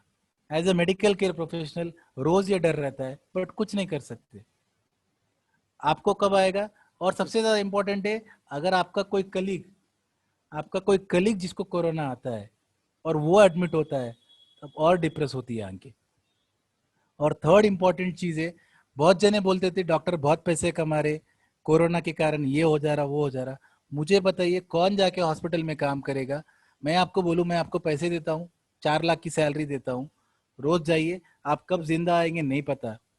और ये बीमारी आप तक नहीं रुकेगी। जब आप घर जाते हो, आपके पेरेंट्स, बच्चे, फैमिली सबको खतरा है। सो देखिए, इंपॉर्टेंस समझिए, पैसों से हर चीज खरीदी नहीं जाती। थोड़ी समझदारी रखेंगे, समझदारी से इसका हल है। सब जने व्हाट्सएप में पूछते वैक्सीन कब आएगा। क्या करना है वैक्सीन का? जब आप में समझदारी नहीं है तो वैक्सीन क्या करेगा? वैक्सीन का ये मतलब नहीं है कि you don't maintain safety protocols. और एक बार जब किसी को कोरोना आता है, इसका ये मतलब नहीं कि फिर दोबारा नहीं आएगा। देखिए, जो एंटीबॉडीज अपन प्रोड्यूस करते हैं, अपन बच्चों को टीका देते हैं बचपन में, टीबी की बीमारी रहने दो या कुछ और, मम्स, मीजल्स, बहुत सारे टीके देते हैं पोलियो का। उससे क्या होता है, एक एंटीबॉडी रिस्पॉन्स डेवलप होता है, वो जो लाइफ लॉन्ग रहता है। कोरोना में हमने क्या पाया है, कोरोना में आपने क्या देखा है कि 1 से 2 महीने के बाद एंटीबॉडीज कम हो जा रहे। और देखिए, कोरोना एक वायरस है जो नॉर्मल फ्लू वायरस बोलते हैं। ये वायरस की पहचान क्या है, ये हर 2-4 महीने में इसका स्ट्रेन चेंज होता है। तो अगर आपको अभी, अपन we come in southern hemisphere, Asia people, southern hemisphere का स्ट्रेन अलग है, वेस्टर्न हेमिस्फीयर का स्ट्रेन अलग है, नॉर्दर्न हेमिस्फीयर का स्ट्रेन अलग है, और हर 2-4 महीने में इसका स्ट्रेन और चेंज हो रहा है। तो वैक्सीन कितना मदद करेगा नहीं पता। वैक्सीन पे उम्मीद लगाना गलत नहीं है, बट वैक्सीन पे ही निर्भर करना बेवकूफी है। अच्छा खाओ, एक्सरसाइज कीजिए, जागरूकता बढ़ाइए, एक दूसरे को मदद कीजिए। जब पेशेंट अकेला एक रूम में बैठता है, बहुत साइकोलॉजिकली डिप्रेस होता है। देखिए, डिप्रेशन एक ऐसी बीमारी है जिसका कोई टेस्ट नहीं है, और हर कोई एक्सेप्ट नहीं करता कि मैं डिप्रेशन में हूँ। देखिए, इसमें कोई हीरोइज्म का चांस नहीं है। आपको आता है, आपको हाथ उठाना है, भाई मेरे को कोरोना है, आई नीड सम हेल्प। छोटी सी help, normal fruits, salad, normal खाना, regular exercise, breathing exercise, staying healthy, drinking lots of water, taking medications as prescribed from a registered practitioner with lot of common sense. What is lacking today commonly is common sense in everyone. जब तक अपन common sense नहीं लगाएंगे, ये इस बीमारी का हल नहीं है। और please do not rush to hospitals. किसी को कोविड आके रिकवर हो चुका है, आई वुड रिक्वेस्ट, आप प्लाज्मा डोनेट कर सकते हो। 10 दिन के अंदर अगर किसी को प्लाज्मा देते हैं तो बहुत अच्छा है। प्लीज कम फॉरवर्ड, एक अच्छी चीज है। जैसे मैंने आपको बताया, अगर ये बीमारी से लड़ना है, आपको अकेले को ठीक नहीं रहना है, आपके सामने वाला व्यक्ति को भी स्वस्थ रहना है। और ये तभी हो पाएगा जब अपन एक इंसान के नाते दूसरे इंसान की मदद करेंगे। बगैर इंसान की मदद करे ये बीमारी का कोई हल नहीं है। रेमडेसिविर, अगर आप देखिए remdesivir, it's a phase 2 trial drug. देखिए, कोई भी ड्रग मार्केट में आने में 4 फेजेस लगते हैं। एक ड्रग मार्केट में आने में कम से कम 6 से 8 साल लगते हैं। क्योंकि अभी पूरा विश्व कोरोना के प्रकोप में है, इसलिए उसे अर्जेंटली रिलीज कर दिया गया। इसलिए जब भी हम आपको रेमडेसिविर देते हैं, आपको सेपरेट कंसेंट लेते हैं, राइट। सो देखिए, ये जो भी चीजें, लेट मी बी क्लियर, ये चीजें कोरोना के कॉम्प्लिकेशंस बचने के लिए, कोरोना से बचने के लिए नहीं है। There is no definitive cure for corona even now, even in the best parts of the world, US, UK, Europe, Australia, there is no treatment for corona. New Zealand is the only country which has been able to control corona because of common sense. New Zealand का population कम है, उनका demographics, geography is different, lot of space, well ventilated, educated people, right. So this is how they have been able to control corona. अपने पास क्या है, अरे मेरे को तो खांसी है, कोरोना है ही नहीं। और सर देखिए, जिसको भी कोरोना से डेथ होती है, बहुत ही इमोशनल चीज है, बहुत ही डिस्टर्बिंग चीज है, but please do not gather. जितने हमने केस देखा है, खास करके मारवाड़ी अगरवालों में, मुस्लिम लोगों में कोरोना से डेथ हुई है, और उनके घर में बाद में 6 पेशेंट तैयार हो गए कोरोना से। एक रिक्वेस्ट है, इमोशनल सीन है, बट जैसे मैंने बताया, बीमारी को रोकना बहुत जरूरी है। ऐसे ही फैलता रहेगा तो बाद में अपने को आदत हो जाएगी कि ये पेशेंट कोरोना है बोल के। देखिए, चीज चलता जाएगा। मेरे यहाँ प्रिंसिपल सेक्रेटरी से मीटिंग था एक बार, बहुत ही सरकास्टिक नोट में उसने बोला, जो मुझे बिल्कुल अच्छा नहीं लगा, and I have spoken to him again on that.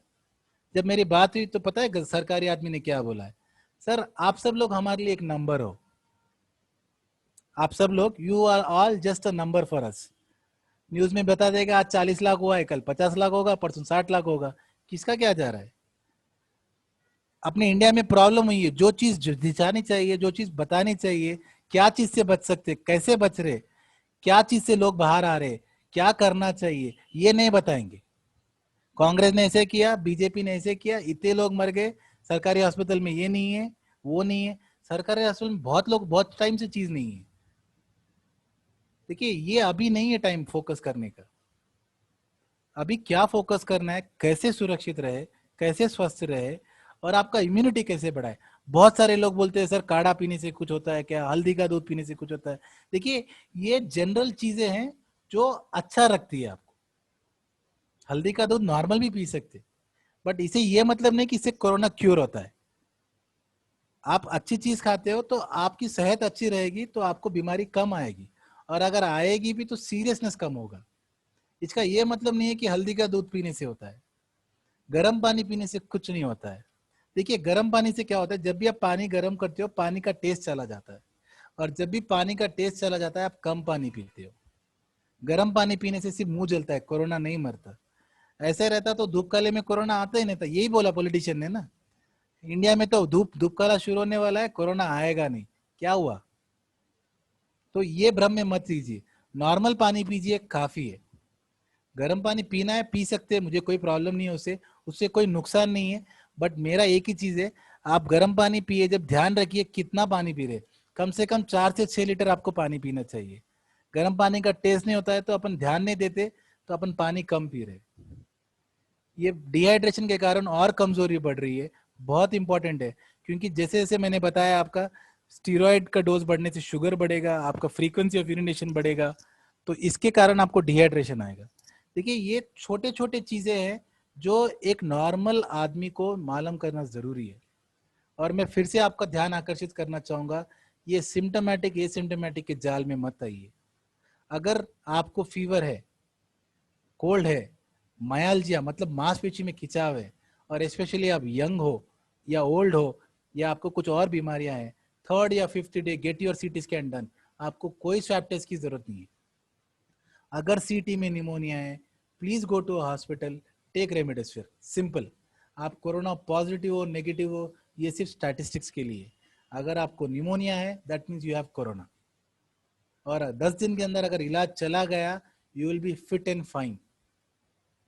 98 to 99% are recovering without any requirement of even ICU admission।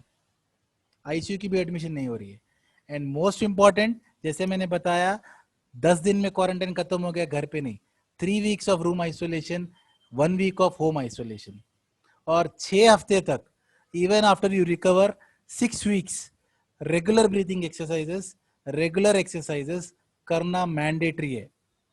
और 6 हफ्ते के बाद में आपका सीटी स्कैन रिपीट होगा, that means your lung should recover. अगर आपका लंग का कोई भी पार्ट फाइब्रोज हो जाता है, that is a permanent damage.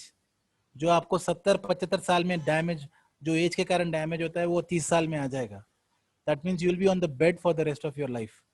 आप कोई भी काम, चलना, वजन उठाना, भागना नहीं कर पाओगे, एक जगह बैठ के रह पाओगे। This is in brief about corona. किसी को भी कुछ क्वेश्चंस है, you can put it on the chat box, I will be open two questions. या कोई चीज आपको समझ में नहीं आई, रिपीट करना चाहते हो, कुछ और बोलना चाहते हो, तो बिल्कुल पूछ सकते हो।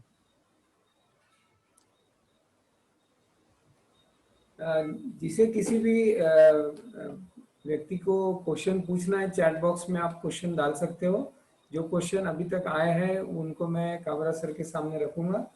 सर फर्स्ट क्वेश्चन है, चिल्ड्रन में क्या प्रिकॉशन, सेपरेट कोई सेपरेट प्रिकॉशन लेना जरूरी है? नथिंग सर, जैसे मैंने बताया, 10 साल के नीचे कोई भी सीरियस पीडियाट्रिक केस नहीं हुआ। ये अच्छी चीज है, क्योंकि एक थाइमस ग्लैंड बोल के रहता है जो बच्चों में रहता है। जैसे जैसे आप बड़े होते हो, अडोलेसेंट एज में आते हो, तो थाइमस ग्लैंड एट्रोफी हो जाता है। थाइमस ग्लैंड के कारण बच्चों में इसका सीरियसनेस नहीं दिख रहा है। सो बच्चों को 1-2 दिन बुखार आता है, नॉर्मल जिंकोविट, मल्टीविटामिन कुछ भी देते हैं, पैरासीटामोल देते हैं, और कम हो जा रहा है। बच्चों में इसका सीरियसनेस नहीं है, तो कोई स्पेशल प्रिकॉशंस की जरूरत नहीं है। One more question, remdesivir, why not Fabiflu? Means, sir देखिए sir, let us be very clear, Fabiflu and remdesivir are both phase 2 trial drugs. जैसे मैंने बताया, what we have seen the antiviral property, अगर आप गूगल में भी मारेंगे तो it has been series of studies now. देखिए, corona is an emerging disease, हर रोज नया नया कुछ आ रहा है और बहुत कुछ सीखने को मिल रहा है. ये पहले कभी मैंने नहीं पढ़ा मेरे एमबीबीएस में या एमडी में. This is a new experience for us also. Remdesivir से क्या हो रहा है, आपका वायरल लोड सिग्निफिकेंटली लो हो रहा है. That is the only advantage with remdesivir. Only advantage with remdesivir, the number of virus particles आपका कम हो रहा है. तो जितना आपका वायरस पार्टिकल लोड कम होगा, आपके बॉडी का रिएक्शन उतना कम रहेगा, पोस्ट कोविड कॉम्प्लिकेशन उतना कम आ रहा है. सो अगर आपके सीटी में निमोनिया है और अगर आपको ऑक्सीजन की जरूरत पड़ रही है, फॉरगेट कि आपका कोविड पॉजिटिव है नेगेटिव है, you will have to take remdesivir. Fabiflu not advocated. okay, for asymptomatic also not ये add. सर मैंने वही बताया, अगर एसिम्टोमेटिक है और लंग में निमोनिया नहीं है, उनको आप फैबीफ्लू दे सकते हो. Great. बट अगर एसिम्टोमेटिक है बट लंग में निमोनिया दिख रहा है, या ऑक्सीजन की जरूरत पड़ रही है, या पेशेंट को बीपी शुगर या डायलिसिस पेशेंट है, he needs to be given remdesivir. क्या पेशेंट अपने फिजिशियन के एडवाइस के बिना भी सीटी स्कैन के लिए खुद जाना चाहिए, और जाना है तो वो सीटी स्कैन को क्या कहा जाता है? सर सीटी चेस्ट बोलते हैं. देखिए, सीटी scan is a basic CT scan. जो पार्ट का होना है वो पार्ट का नाम लेना है. इंडिया में ऐसा कोई रूल नहीं है कि अगर बगैर प्रिस्क्रिप्शन के नहीं ले सकते, तो कोई भी लैब में जा सकते हैं आप. सीटी चेस्ट, सीटी चेस्ट बोलते हैं. सीटी चेस्ट कराइए, रिपोर्ट आपको 1 घंटे में देता है वो. या आप उसका वीडियो जो टीवी में, वो जब सीटी स्कैन करता है टीवी में फिल्म आता है, आप वो वीडियो निकाल के मुझे भी व्हाट्सएप कर सकते हो, और इमीडिएटली अपने को मालूम पड़ जाएगा कि आपको क्या करना है. जैसे मैंने बताया, देखिए रेमडेसिविर का डोज 6 डोज देते हैं अपन नॉर्मल पेशेंट को. First day we give 200 mg, that is 2 injections, and then every day एक एक इंजेक्शन. तो टोटल 6 डोसेस 5 दिन में जाते हैं. आपको 3 to 5 डेज में हम डायग्नोस करेंगे और नेक्स्ट 5 डेज आपको कोर्स आएगा. 10 दिन के बाद में वायरस आपके बॉडी में मर जाता है. ठीक है, तो 10 दिन के पहले रेमडेसिविर का रोल है. 10 दिन के बाद में आप कुछ भी दो, फर्क नहीं गिरेगा, क्योंकि आपका जो वायरल लोड बढ़ गया है वो वैसे ही रहेगा. मरे हुए वायरस पे रेमडेसिविर काम नहीं करता. इसीलिए हम हर पेशेंट को बोलते हैं 3 हफ्ते के बाद में टेस्ट रिपीट कराइए. बहुत सारे लोग क्या करते हैं, ज्यादा उत्सुक होते हैं कि सर हम 10 दिन में टेस्ट करा लेंगे. देखिए, test does not differentiate between a live virus and a dead virus. और जब दोबारा पॉजिटिव आता है तो साइकोलॉजिकली बहुत डिप्रेसिंग रहता है. इट्स एडवाइजेबल कि आप 3 हफ्ते के बाद में टेस्ट कराएं. बार बार टेस्ट कराने में कोई मतलब नहीं है. सीटी scan is most important. Sir one more question, symptoms थोड़े से लेट सपोज आए और तो सीटी स्कैन थोड़ा जल्दी करा लेना चाहिए या पैचेस जल्दी आ जाते हैं? सर 3 to 5 डेज में पैचेस आ रहे हैं. आपको सिम्टम्स रहो या मत रहो, मतलब सपोज फॉर एग्जांपल आप किसी के कांटेक्ट में आए, आपको नहीं पता है कोई कोविड पॉजिटिव केस है, ठीक है, उसने मास्क नहीं पहना, आपने मास्क नहीं पहना, और आप उससे कुछ बात कर रहे हो या उसके साथ कुछ मीटिंग में थे, कोई आपका कोई भी कार्य था, 3 से 5 दिन के बाद में अगर आपको मालूम पड़ता है कि वो पॉजिटिव है, आपको 5 दिन के बाद जाना है, आपका सीटी स्कैन कराना है. अगर सीटी स्कैन में कोई निमोनिया नहीं है, that means you can relax, keep checking your oxygen level at home, eat normal food, that should be fine. Great. Sir simple सर्दी रही तो उसको डिफरेंशिएट करने के झंझट में गिरना चाहिए या सीधा टेस्ट करना चाहिए? देखिए sir, it is very difficult for anyone to differentiate. देखिए, एक आदमी को जब आता है, फॉर एग्जांपल देखिए, अब मैं, आप 5वें माले पे हो, आप ऊपर से नीचे आ रहे हो या नीचे से ऊपर जा रहे हो, कैसे मालूम पड़ना चाहिए? देखिए, ये एक फ्लू है, दिस इज अ वायरस, एक नॉर्मल सर्दी जैसा ही है, राइट. इसका प्रॉब्लम क्या है, it is rapidly damaging your lungs. आपको जब नॉर्मल सर्दी होती है तो आपका लंग डैमेज नहीं होता है, बट इस वायरस का एक खूबी क्या है, ये लंग को बहुत सीवियरली डैमेज कर रहा है, जिसके कारण ऑक्सीजन की कमी आ रही है. तो इसका भी प्रेजेंटेशन नॉर्मल फ्लू जैसे रहेगा. नॉर्मल फ्लू में आपको निमोनिया नहीं होता है, 3 से 5 दिन में निमोनिया नहीं होगा. अगर आपको निमोनिया है, that means it is Covid, it is not normal Covid. Remdesivir का कोई साइड इफेक्ट है क्या सपोज? सर देखिए, कोई भी दवाई का साइड इफेक्ट होता है, नहीं होता बोल के नहीं है, बट कोई मेजर साइड इफेक्ट नहीं देखने को मिल रहा है. ओनली थिंग इज थोड़े पेशेंट्स में जिसमें लिवर में सूजन है उनमें नहीं दे सकते. इवन ऑन डायलिसिस पे जो पेशेंट है उनको हम ऑल्टरनेटिव डोज देते हैं. अगर उनका पेशाब बराबर आ रहा है तो डेली डोज देते हैं. कोई सिग्निफिकेंट साइड इफेक्ट नहीं है सर. और साइड इफेक्ट भी रहा तो see the Good. Advantage of remdesivir is much more than the disadvantage. So I will obviously take it. Sir, which test is more advisable, RT-PCR or antigen test? Sir, definitely CT scan is the first, then comes PCR, and then finally antigen.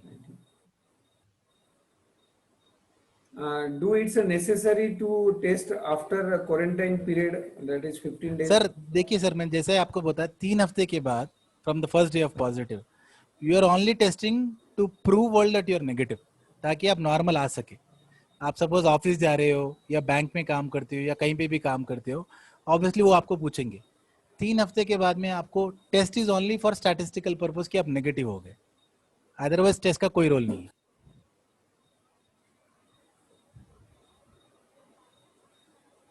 Chest X-ray has any role or CT scan is best? Sir CT scan is more specific sir. Chest x-ray में जब तक pneumonia आएगा time लगेगा. So don't unnecessarily go for chest x-ray. आपका CT scan होने के बाद में फॉलोअप के लिए आप एक्सरे करा सकते हो, बट स्क्रीनिंग के लिए I would advise better go for a CT scan only. अभी रूटीन में the family doesn't have any symptoms or no contact, can it is advisable to take some multivitamins as a precaution? देखिए sir, मैंने जैसे आपको बताया हल्दी का दूध, मल्टीविटामिन, गुड फूड, ये एक जनरल वेलबींग के लिए, ये आदमी को हर बार फॉलो करना है. अगर अपना वेजिटेरियन में प्रॉब्लम क्या है, अपना डाइट इज नॉट न्यूट्रिशियस. अपन क्या करते हैं, पतली दाल बनाते हैं, फिर दाल उतना ही लेते हैं, या तो फिर सब्जी कम खाते हैं अपन. देखिए अपना डाइट न्यूट्रिशियस डाइट नहीं है. आपको कम से कम 100 ग्राम हरी सब्जी खाना है. अपने यहाँ प्रॉब्लम क्या है, अगर मैं बोलूँ 100 ग्राम हरी सब्जी खाना है तो फिर बोलते हमने पालक की दाल बनाई. ये काम में नहीं आता है. तो जब भी आप न्यूट्रिशियस डाइट लेते हो, multivitamin is only as a part of complementary, they are not supplementary. मतलब आप मल्टीविटामिन लेते हो इसका ये मतलब नहीं कि आप नॉर्मल खाना नहीं खाओगे. आप नॉर्मल खाना खा सकते हो, मल्टीविटामिन का कोई साइड इफेक्ट नहीं है. इट में एड ऑन, कोई नुकसान नहीं है. But again as I said, it should not compromise your diet. आपको कम से कम 100 ग्राम हरी सब्जी, good protein, balance diet, fresh fruits खाना जरूरी है. Sir, do it's advisable to go for gym in this period? Sorry sir. Gym क्या जिम को देखिए जा सर, सकते हैं? देखिए सर, जैसे मैंने आपको बताया, it is more of common sense. आप जिम पे जाओगे, नंबर ऑफ पीपल से एक्सपोज बढ़ेगा, वहां पे किसको पॉजिटिव है किसको नेगेटिव है नहीं मालूम. Not advisable.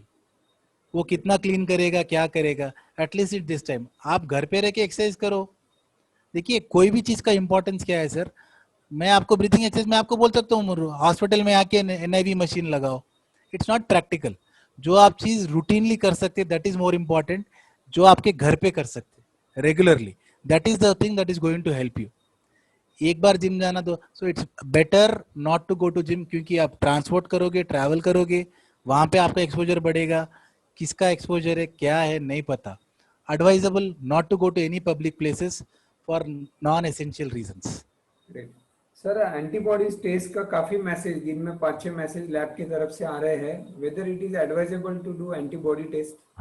देखिए सर, एंटीबॉडी टेस्ट क्यों करते हैं हम. सपोज फॉर एग्जांपल बहुत सारे लोगों को कोविड आके चला गया, ठीक है, and then the body develops antibodies जो हम प्लाज्मा के रूप में यूज करते हैं.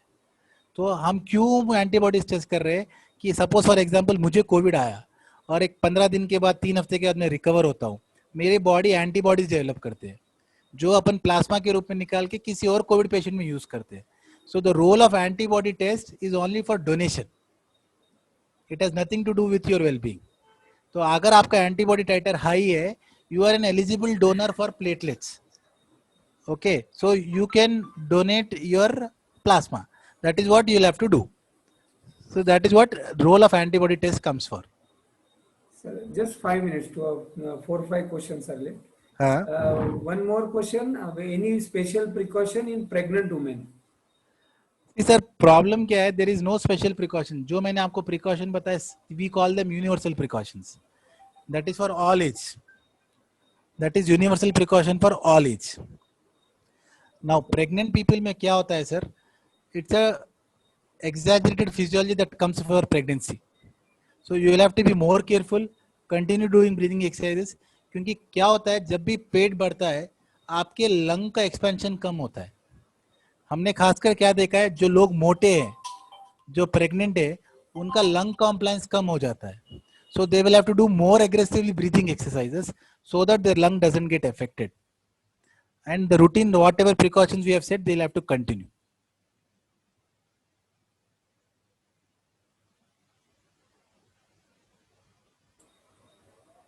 सर वन मोर क्वेश्चन, अगर हम मास्क पहने हुए हैं और सामने वाला नहीं मास्क पहना हुआ है, तो पता चला कि कोविड पेशेंट था, तो कोई प्रिकॉशन हमने लेना चाहिए या सीटी कराना चाहिए? मैं वही बता रहा हूँ सर, आपको कब 5 से 15 दिन के अंदर आपको कोरोना आ सकता है. तो अगर आपको कोई सिम्टम्स नहीं है, आप 5 दिन 6 दिन के बाद सीटी स्कैन कराइए. अगर न्यूमोनिया नहीं डेवलप हो रहा है, यू आर सेफ. अगर आपको सिम्टम्स डेवलप होते हैं, then you have to go for testing.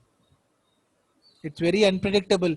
मतलब देखिए कैसा रहता है सर, इसमें मल्टीपल वेरिएबल फैक्टर्स है. फॉर एग्जाम्पल अपन अपन दोनों हैं, आप मेरे से बात कर रहे हो और मैं कोविड पॉजिटिव हूँ और मैंने मास्क नहीं पहना है. अपन कितनी नज़दीक होकर बात कर रहे हैं, कितनी देर के लिए बात कर रहे हैं, आपने मास्क पहना है नहीं पहना है, ये सब चीज़ पे निर्भर करता है. और जब आप मेरे साथ हो, आप कितना स्ट्रेस में हो, आपका जनरल कंडीशन कैसा है, ये सब फैक्टर्स पे डिपेंड करता है आपको कोरोना आएगा कि नहीं आएगा. And it always keeps changing. So ये बहुत ही डायनेमिक वेरिएबल है.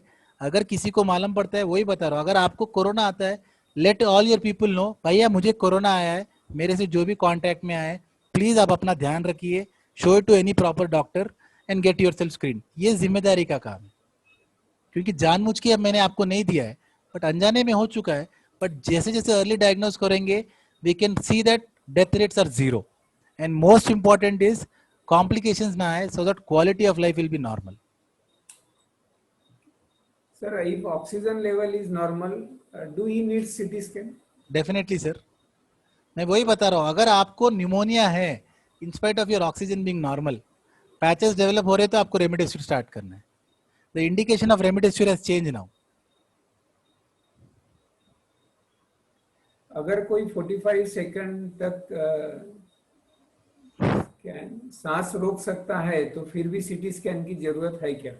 देखिए सर, 45 सेकंड तक सांस रोक सकता है, that means your lung capacity is good.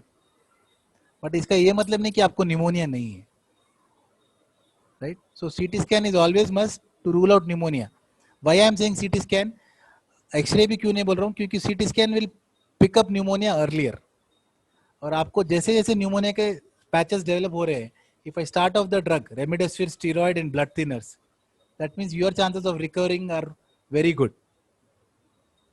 One more good question is that you have given answer, but question ऐसा है कि तालुका लेवल पे सीटी स्कैन डिफिकल्ट है या नहीं है, या कभी कभी अफोर्डेबिलिटी का भी इश्यू होता है, it is a costly treatment, तो कोई उसको एक अल्टरनेटिव ट्रीटमेंट? देखिए sir, what you can do, there comes the role of society.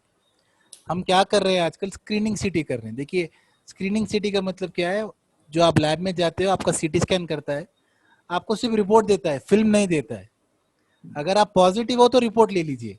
Screening city का वो कम लेता है. तो आपके जो भी बाजू में लैब है, जो भी आपके शहर में या कोई भी हॉस्पिटल है, टाई अप कीजिए.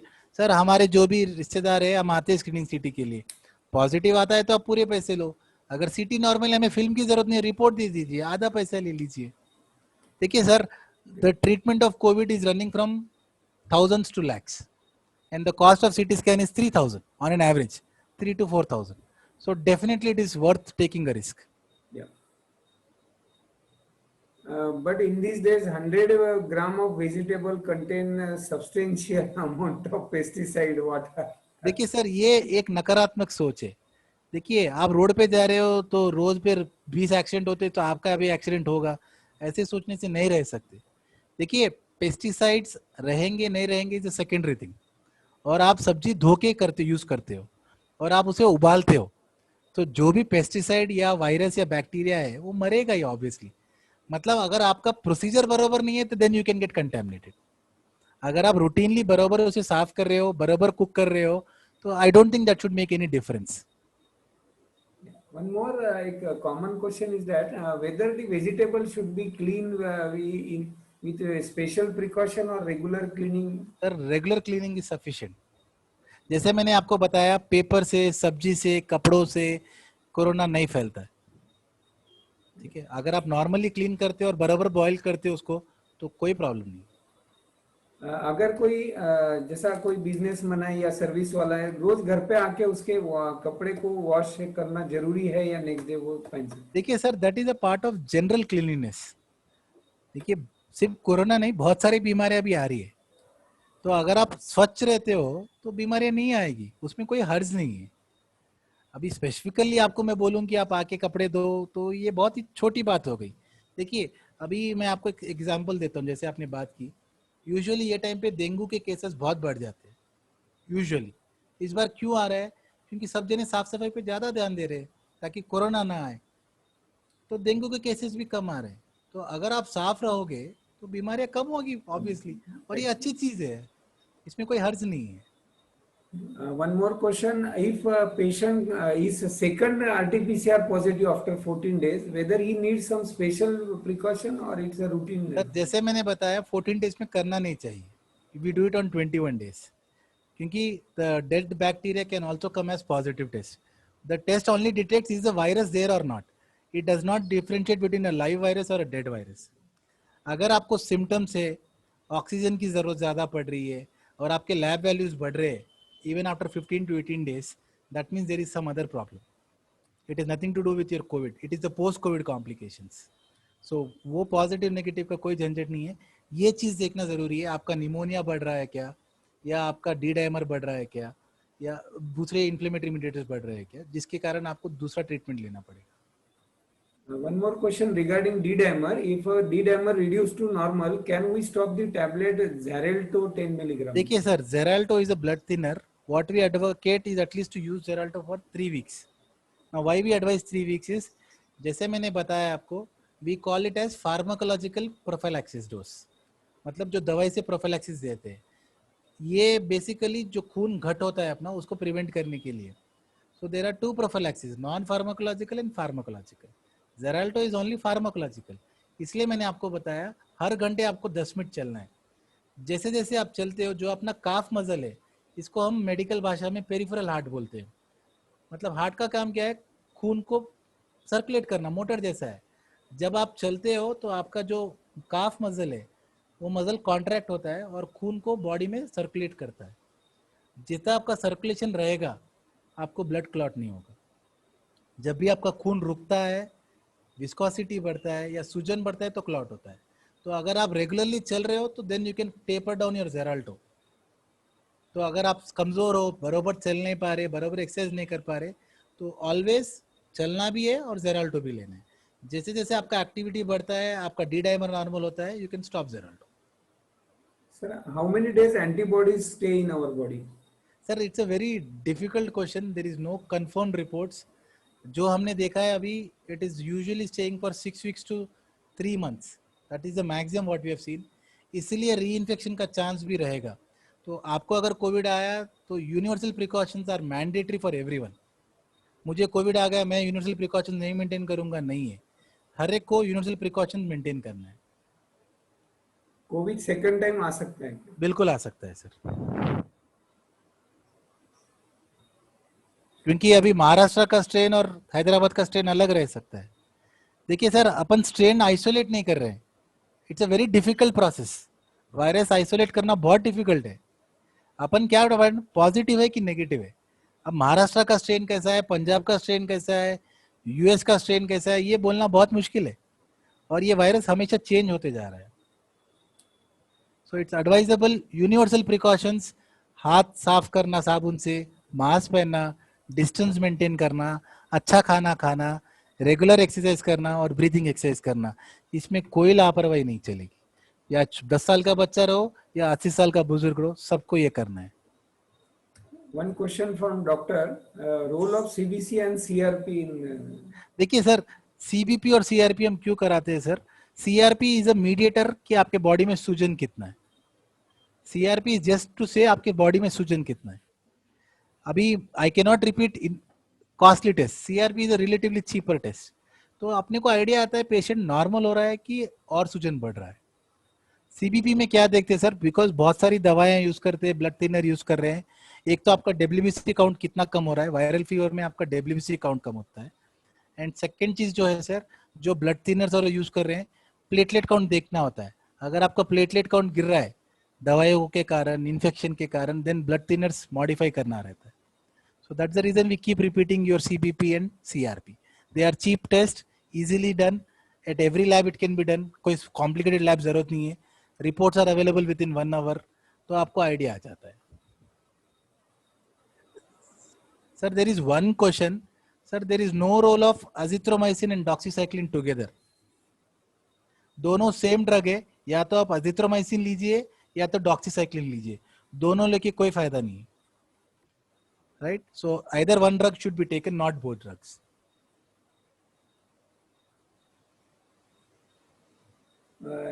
Ivermectin. सर आइवरमेक्टिन अभी आ रहा है sir, there are studies in primary contacts, asymptomatic people और milder disease. Ivermectin is helping out.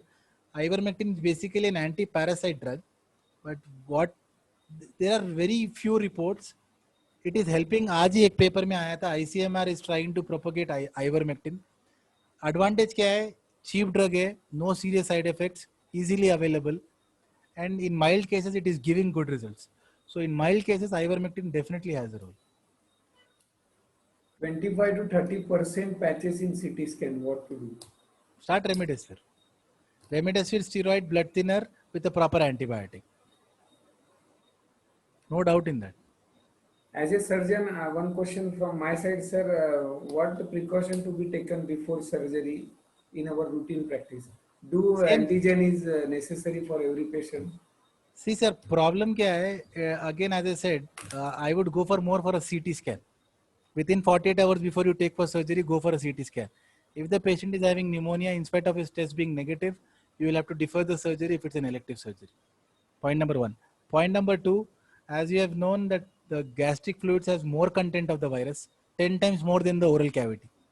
So whenever you are doing any surgery, especially any abdominal surgery, chances are more. So you have to take extra precautions like proper PP disposal, proper wearing of PP. How do you don? How do you doff? Very important. Not only you, whole of your OT staff, including the IMA, the ward boy, the stretcher guy, the technicians, the sisters, the anesthetists, everyone. That is point number one. Point number two, it is always advisable to ask the patient to have a bath before surgery. Now, this is a very good practice which very few people are doing. You ask the patient if he's an elective case, say for example, simple appendicitis case, okay, he can have a shower.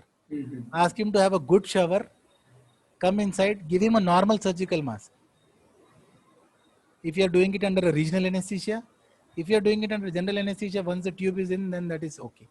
So proper bath or at least proper hand washing shall take care that the chances of transmitting of the virus from the patient to the OT staff is minimized.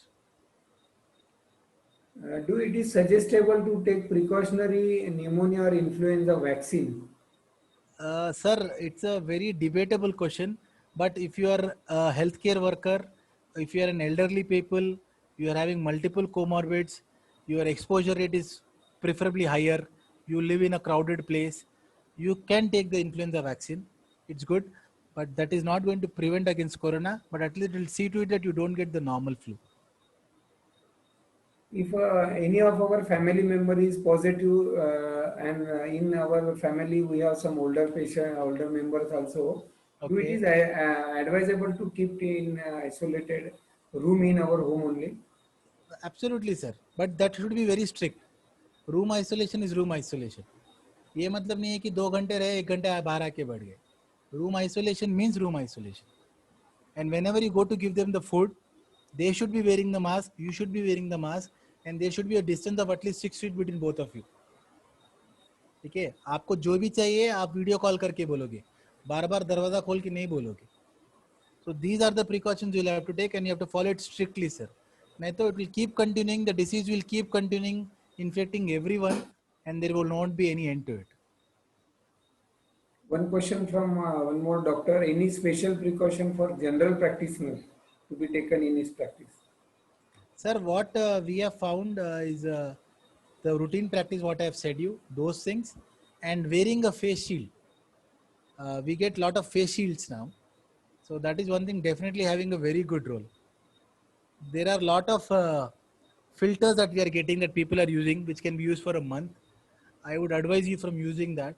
क्योंकि जब भी वो use करते हैं, एक study किया गया, जो भी health care workers are using those filters, we are getting this half shield mask, full face shield mask from different companies. Whenever we are using it, at least you need 20 to 25 minutes to clean it every day. अगर आप clean नहीं कर रहे हो, देखिए sir, it can stop the virus, it cannot kill the virus. So if you are a medical practitioner and you're using those filters, make sure that you use at least half an hour of your time in cleaning it properly. Otherwise, use a simple disposable N95 mask without valve. उसके ऊपर surgical mask पहनिए, wear a face shield. Why face shield is important? One thing is it acts as a mechanical barrier, and second thing, it prevents you from touching your face. So that is how face shield is actually helping out in a much more significant way than expected. Any special precaution for diabetic patient? Still he is negative, a special precaution. There are no special precautions. Universal precautions are the only goal. And because you're a diabetic, you see to it that your sugar is more under control now. जितने question है उससे ज़्यादा sir compliments आए हैं आपके lectures को, and most of the people have demanded that please send us a recorded copy because many of our family members are not able to attend, and it's a really sir wonderful lecture, to the point lecture. इतना easy language में आपने corona को समझाया है, और जो seriousness newspaper या news देख के सीरियसनेस जो कम होता है, ये देखा गया है मेनली कम्युनिटीज में या माहेश्वरी कम्युनिटीज में हम लोग देख रहे हैं। ये न्यूज़ और न्यूज़पेपर के देखने के वजह से जो सीरियसनेस कम हो रहा है, वो आपके लेक्चर से मैं नक्की समझूंगा कि पीपल उसको सीरियसली ले। जो भी 1 ईयर का पीरियड है लाइफ का, इसको थोड़ा सा अलग स्टाइल से जीने में मुझे नहीं लगता है कि कोई गलत है। ऐसा समझेंगे अपन लाइफस्टाइल ही इस ढंग की थी अपनी पहले से। मास्क ही अपना एक गारमेंट का पार्ट है, तो उसको गलत क्या है पहन के घूमना। देखिए सर, जब भी आप नेचर के अगेंस्ट जाओगे, nature will come back stronger. जो अपन पहले अपने बुजुर्ग प्रैक्टिस करते थे, अच्छा खाना खाओ, अच्छा एक्सरसाइज करो, हाथ पैर बराबर धो, these are the normal things that everyone has to do. इसमें कोई आपको कोई बड़ा डॉक्टर आके बोलने जरूरत नहीं है, या मीडिया या पॉलिटिशियन बोलना जरूरी नहीं है। These are the general precaution that everyone has to take. जैसे जैसे आप प्रिकॉशन लोगे, आपका क्वालिटी ऑफ लाइफ अच्छा रहेगा और आपको बीमारी नहीं आएगी।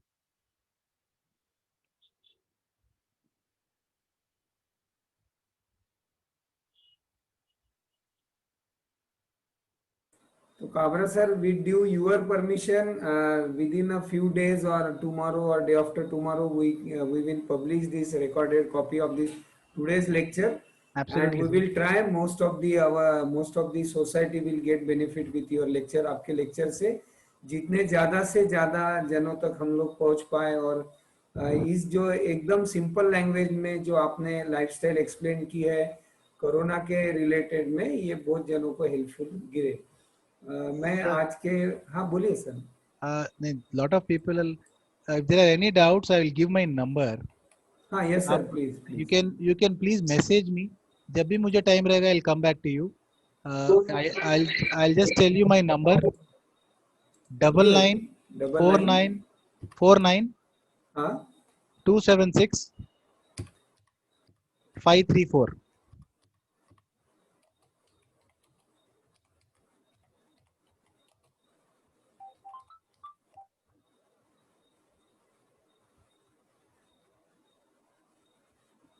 Yes, that's my number. तो किसी को भी कुछ रहा, काइंडली मैसेज कर दीजिए। जब भी मैं फ्री रहूंगा, I'll return back your query. great sir, great। You have given your number। most of people having small queries, and they get just hello, Galaxy 10 के नाम से है ना आपका? हेलो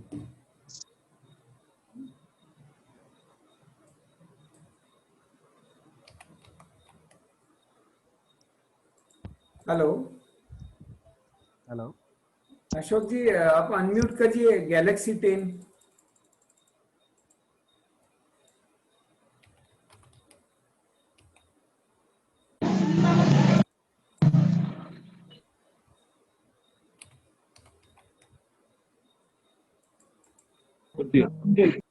हेलो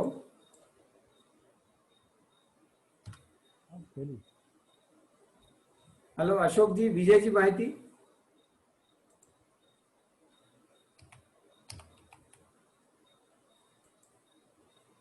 हाँ बोलो। हेलो आज के सभी से आज के मैं विजय कार्यक्रम। भाई हाँ, विजय जी बाहेती से अनुरोध मैं करूंगा, विजय प्लीज वोट ऑफ भाई थैंक्स। और ये रामकिशन जी बाहेती इनका छोटा भाई। पहले तो मैं डॉक्टर आदित्य जी काबरा, डॉक्टर गिरीश जी डागा, बियानी जी इनका तथा आप सभी परिवारों का प्रत्यक्ष अप्रत्यक्ष सांत्वना दी, उसके लिए बाहेती परिवार की ओर से आप सभी का ऋणी हूँ। सभी बाहेती परिवार आप सभी का ऋणी है। धन्यवाद।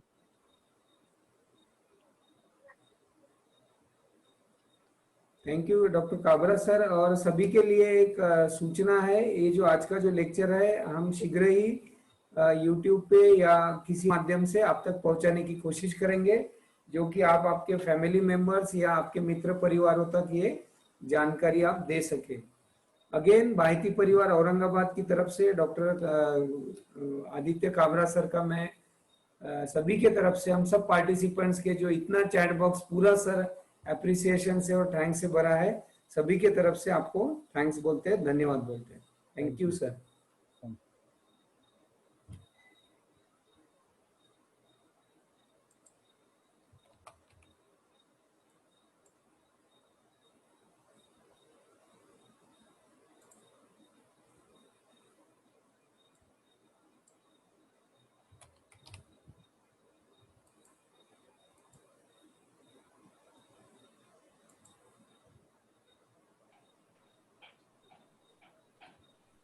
हेलो जगदीश जी, करूँ एंड करूँ मीटिंग?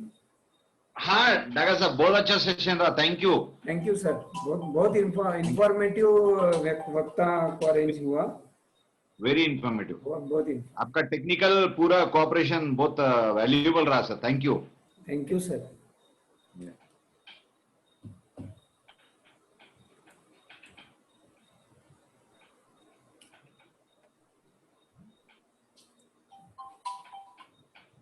हेलो